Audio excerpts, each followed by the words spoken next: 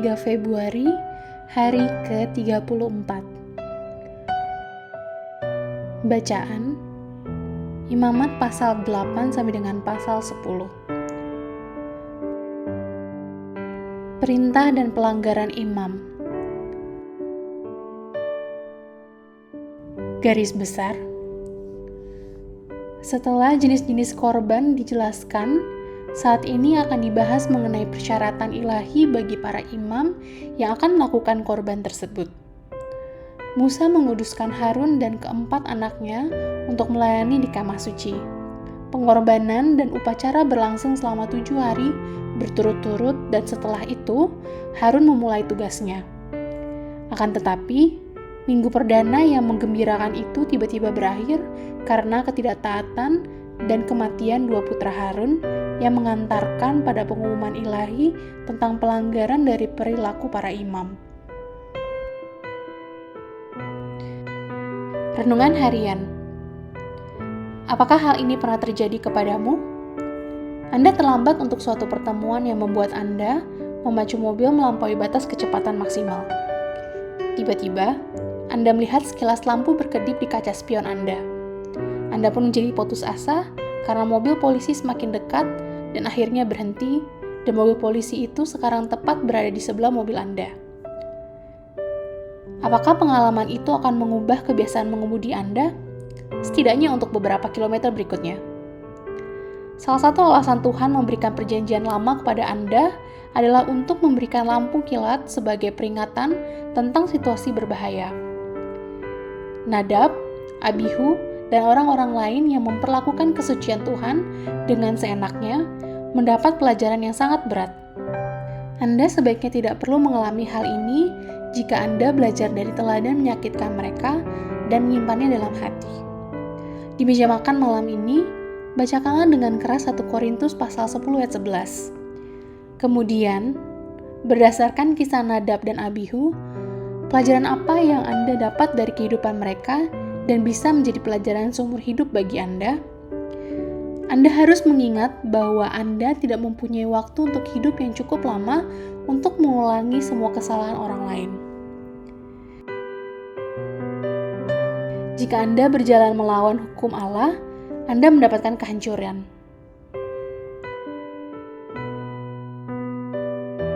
Pendalaman.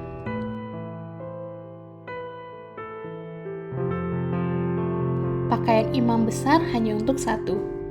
Imamat pasal 8 ayat 7-9. Akan ada banyak imam, tapi hanya satu imam besar, yaitu orang yang akan mewakili umat di hadapan Yahweh dengan memasuki tempat maha kudus untuk mengadakan pendamaian. Hanya imam besar yang mengenakan baju efod pasal 8 ayat 7-9, pakaian khusus dari emas, kain biru, kain ungu, kain kirmizi, dan dari kain lenan halus. Lihat juga Keluaran pasal 28 ayat 4-14. Yang diurapi. Imamat pasal 8 ayat 10-12. Dalam perjanjian lama, baik benda dan orang-orang diurapi dengan minyak untuk melambangkan pengabdian mereka kepada Tuhan.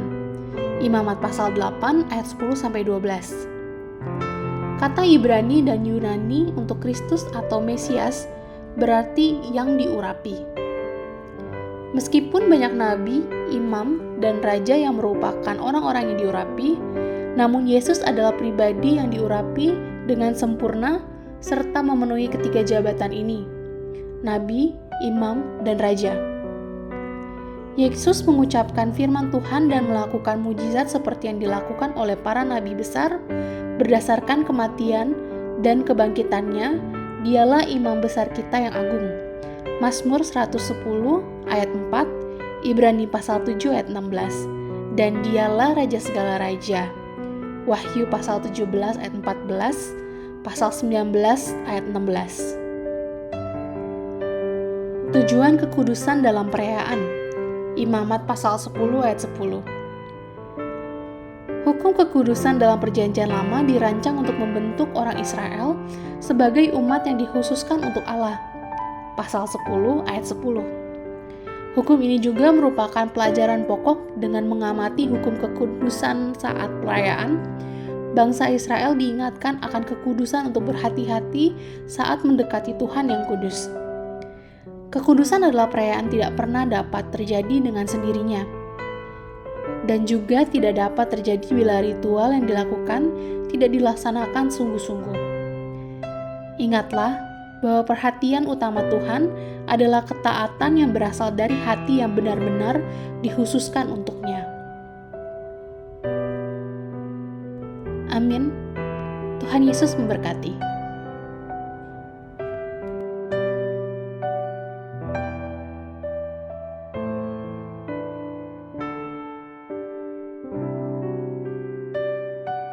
Imamat pasal 8.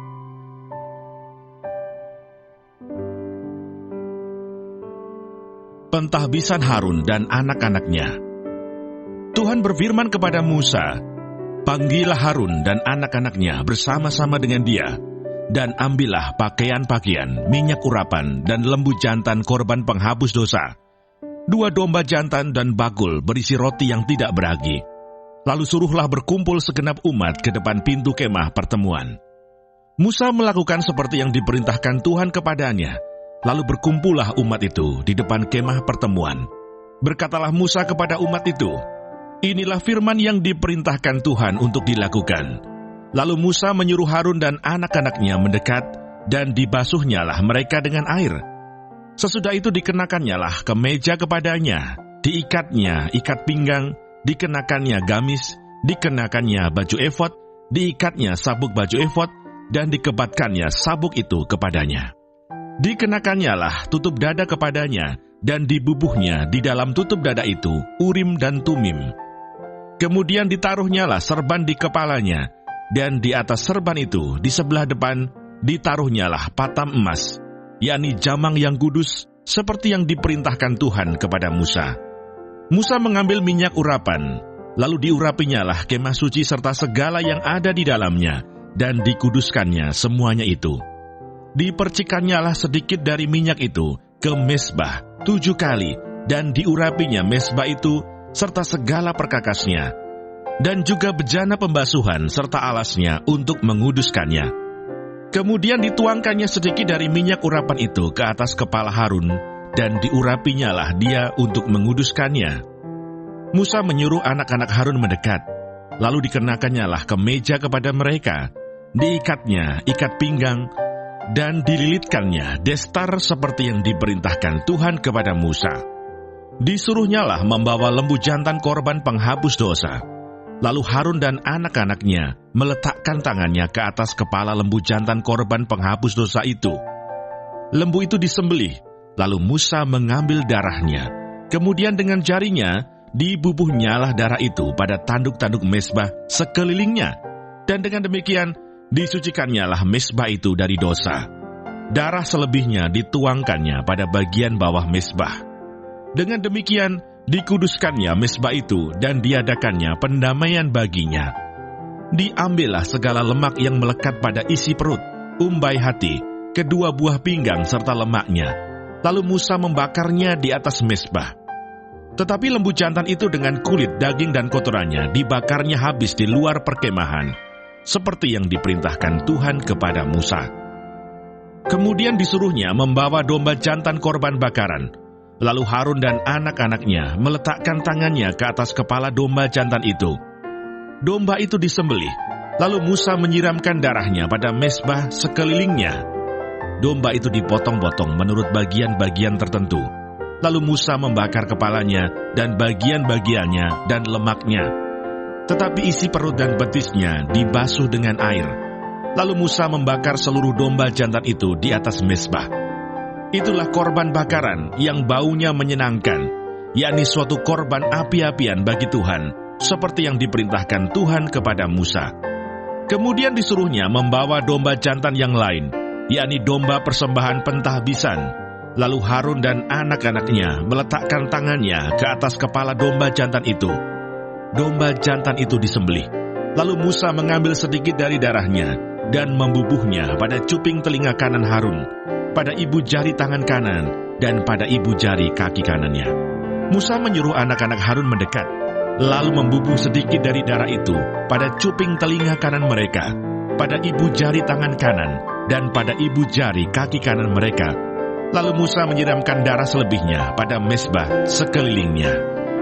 Diambilnyalah lemaknya, ekornya yang berlemak, segala lemaknya yang melekat pada isi perut, umbai hatinya, kedua buah pinggang, serta lemaknya dan paha kanannya. Dan dari dalam bakul berisi roti yang tidak beragi, yang ada di hadapan Tuhan, diambilnyalah satu roti bundar yang tidak beragi, satu roti bundar yang diolah dengan minyak, dan satu roti tipis. Lalu diletakkannya di atas segala lemak dan di atas paha kanan itu, dan ditaruhnya seluruhnya di telapak tangan Harun dan di telapak tangan anak-anaknya, dan dipersembahkannya semuanya sebagai persembahan unjukan di hadapan Tuhan. Kemudian Musa mengambil semuanya dari telapak tangan mereka, lalu dibakarnya di atas mezbah, yaitu di atas korban bakaran. Itulah persembahan pentabisan untuk menjadi bau yang menyenangkan. Itulah suatu korban api-apian bagi Tuhan. Musa mengambil dada domba itu dan mempersembahkannya sebagai persembahan unjukan di hadapan Tuhan. Itulah yang didapat Musa sebagai bagiannya dari domba jantan persembahan pentabisan itu, seperti yang diperintahkan Tuhan kepada Musa. Dan lagi Musa mengambil sedikit dari minyak urapan dan dari darah yang di atas mezbah itu, lalu dipercikkannya kepada Harun, ke pakaiannya, dan juga kepada anak-anaknya, dan ke pakaian anak-anaknya.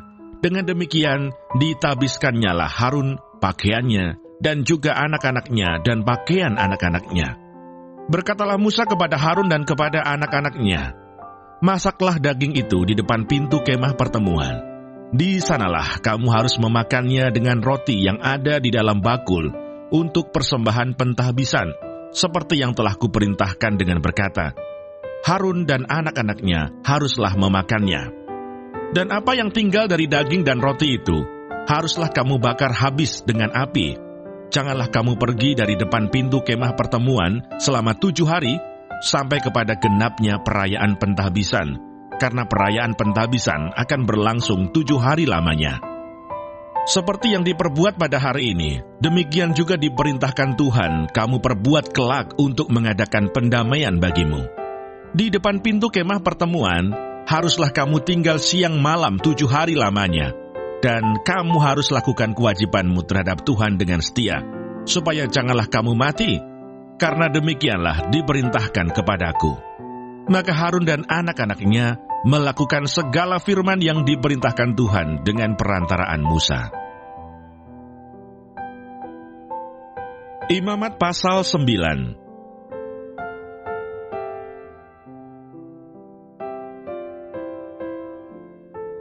Para imam menerima jabatannya. Pada hari yang ke-8, Musa memanggil Harun serta anak-anaknya dan para tua-tua Israel, lalu berkatalah ia kepada Harun, "Ambillah bagimu sendiri seekor lembu muda untuk korban penghapus dosa, dan seekor domba jantan untuk korban bakaran, kedua-duanya yang tidak bercela, kemudian persembahkanlah itu di hadapan Tuhan. Dan kepada orang Israel haruslah engkau berkata begini, ambillah seekor kambing jantan untuk korban penghapus dosa, dan seekor anak lembu, dan seekor domba, masing-masing berumur setahun dan yang tidak bercela untuk korban bakaran. Dan lagi seekor lembu dan seekor domba jantan untuk korban keselamatan, supaya dikorbankan di hadapan Tuhan, dan korban sajian yang diolah dengan minyak. Karena pada hari ini, Tuhan akan menampakkan diri kepadamu." Kemudian dibawa merekalah apa yang diperintahkan Musa ke kemah pertemuan. Lalu mendekatlah segenap umat itu dan berdiri di hadapan Tuhan. Kata Musa, "Inilah firman yang diperintahkan Tuhan kamu perbuat, agar kemuliaan Tuhan tampak kepadamu." Kata Musa kepada Harun, "Datanglah mendekat kepada mezbah, olahlah korban penghapus dosa dan korban bakaranmu, dan adakanlah pendamaian bagimu sendiri dan bagi bangsa itu. Sesudah itu olahlah persembahan bangsa itu dan adakanlah pendamaian bagi mereka, seperti yang diperintahkan Tuhan." Maka mendekatlah Harun kepada mezbah, dan disembelihnyalah anak lembu yang akan menjadi korban penghapus dosa baginya sendiri. Anak-anak Harun menyampaikan darah lembu itu kepadanya, dan Harun mencelupkan jarinya ke dalam darah itu, dan membubuhnya pada tanduk-tanduk mezbah. Darah selebihnya dituangkannya pada bagian bawah mezbah. Lemak, buah pinggang, dan umbai hati dari korban penghapus dosa itu dibakarnya di atas mezbah, seperti yang diperintahkan Tuhan kepada Musa. Tetapi daging dan kulitnya dibakarnya habis di luar perkemahan. Kemudian ia menyembelih korban bakaran, lalu anak-anak Harun menyerahkan darah korban itu kepadanya. Maka Harun menyiramkannya pada mezbah sekelilingnya.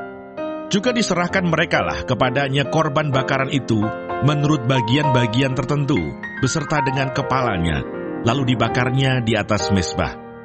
Isi perut dan betisnya dibasuhnya dan dibakarnya dengan korban bakaran di atas mezbah. Sesudah itu dibawanya persembahan bangsa ke mezbah. Diambilnyalah kambing jantan yang akan menjadi korban penghapus dosa yang bagi bangsa itu, lalu disembelihnya dan dipersembahkannya sebagai korban penghapus dosa, seperti yang pertama. Kemudian dibawanyalah korban bakaran ke mezbah, dan diolahnya sesuai dengan peraturan. Selanjutnya dibawanyalah korban sajian, dan diambilnya segenggam daripadanya, lalu dibakarnya di atas mezbah, di samping korban bakaran pada waktu pagi. Ia menyembelih juga lembu dan domba jantan yang akan menjadi korban keselamatan bagi bangsa itu. Lalu anak-anak Harun menyerahkan darah korban itu kepadanya. Maka Harun menyiramkannya pada mezbah sekelilingnya. Tetapi segala lemak dari lembu dan dari domba jantan itu, yakni ekor yang berlemak, lemak yang menutupi isi perut, buah pinggang dan umbai hati, segala lemak itu diletakkan mereka di atas dada kedua korban itu. Lalu Harun membakar segala lemak itu di atas mezbah. Dada dan paha kanan itu dipersembahkan Harun sebagai persembahan unjukan di hadapan Tuhan, seperti yang diperintahkan Musa. Harun mengangkat kedua tangannya atas bangsa itu, lalu memberkati mereka. Kemudian turunlah ia setelah mempersembahkan korban penghapus dosa, korban bakaran, dan korban keselamatan. Masuklah Musa dan Harun ke dalam kemah pertemuan. Setelah keluar, mereka memberkati bangsa itu. Lalu tampaklah kemuliaan Tuhan kepada segenap bangsa itu. Dan keluarlah api dari hadapan Tuhan, lalu menghanguskan korban bakaran dan segala lemak di atas mezbah. Tatkala seluruh bangsa itu melihatnya, bersorak-sorailah mereka, lalu sujud menyembah. Imamat pasal 10.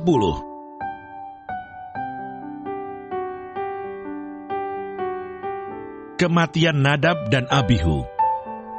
Kemudian anak-anak Harun, Nadab dan Abihu, masing-masing mengambil perbaraannya, membubuh api ke dalamnya, serta menaruh ukupan di atas api itu. Dengan demikian mereka mempersembahkan ke hadapan Tuhan api yang asing yang tidak diperintahkannya kepada mereka. Maka keluarlah api dari hadapan Tuhan, lalu menghanguskan keduanya, sehingga mati di hadapan Tuhan. Berkatalah Musa kepada Harun, "Inilah yang difirmankan Tuhan, kepada orang yang karib kepadaku, kunyatakan kekudusanku, dan di muka seluruh bangsa itu akan kuperlihatkan kemuliaanku." Dan Harun berdiam diri. Kemudian Musa memanggil Misael dan Elsafan, anak-anak Uziel, paman Harun, lalu berkatalah ia kepada mereka, "Datang kemari, angkatlah saudara-saudaramu ini dari depan tempat kudus keluar perkemahan." Mereka datang dan mengangkat mayat keduanya, masih berpakaian kemeja, keluar perkemahan, seperti yang dikatakan Musa. Kemudian berkatalah Musa kepada Harun dan kepada Eleazar dan Itamar anak-anak Harun, "Janganlah kamu berkabung dan janganlah kamu berduka cita, supaya jangan kamu mati dan jangan Tuhan memurkai segenap umat ini. Tetapi saudara-saudaramu, yaitu seluruh bangsa Israel, merekalah yang harus menangis karena api yang dinyalakan Tuhan itu. Janganlah kamu pergi dari depan pintu kemah pertemuan, supaya jangan kamu mati, karena minyak urapan Tuhan ada di atasmu." Mereka melakukan sesuai dengan perkataan Musa. Larangan tentang minuman keras bagi imam yang menyelenggarakan kebaktian. Tuhan berfirman kepada Harun, "Janganlah engkau minum anggur atau minuman keras, engkau serta anak-anakmu, bila kamu masuk ke dalam kemah pertemuan, supaya jangan kamu mati. Itulah suatu ketetapan untuk selamanya bagi kamu turun-temurun. Haruslah kamu dapat membedakan antara yang kudus dengan yang tidak kudus, antara yang najis dengan yang tidak najis. Dan haruslah kamu dapat mengajarkan kepada orang Israel segala ketetapan yang telah difirmankan Tuhan kepada mereka dengan perantaraan Musa. Bagian imam dari korban. Kemudian berkatalah Musa kepada Harun dan kepada Eleazar dan Itamar, anak-anak Harun yang tinggal itu, ambillah korban sajian yang tinggal dari segala korban api-apian Tuhan, dan makanlah itu sebagai roti yang tidak beragi di samping mezbah, karena itulah bagian maha kudus. Haruslah kamu memakannya di suatu tempat yang kudus, karena itulah ketetapan bagimu dan anak-anakmu dari segala korban api-apian Tuhan, sebab demikianlah diperintahkan kepadaku. Dada persembahan unjukan dan paha persembahan khusus itu haruslah kamu makan di suatu tempat yang tahir. Engkau ini serta anak-anakmu laki-laki dan perempuan, karena semuanya diberikan sebagai ketetapan bagimu dan anak-anakmu dari segala korban keselamatan orang Israel. Paha persembahan khusus dan dada persembahan unjukan itu haruslah dibawa mereka ke tempat segala korban api-apian yang dari lemak itu, supaya dipersembahkan sebagai persembahan unjukan di hadapan Tuhan. Itulah suatu ketetapan untuk selamanya bagimu serta bagi anak-anakmu, seperti yang diperintahkan Tuhan. Kemudian Musa mencari dengan teliti kambing jantan korban penghapus dosa itu, tetapi ternyata kambing itu sudah habis dibakar.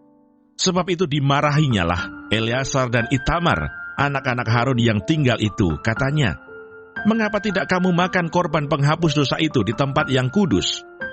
Bukankah itu sesuatu bagian maha kudus, dan Tuhan memberikannya kepadamu, supaya kamu mengangkut kesalahan umat itu dan mengadakan pendamaian bagi mereka di hadapan Tuhan?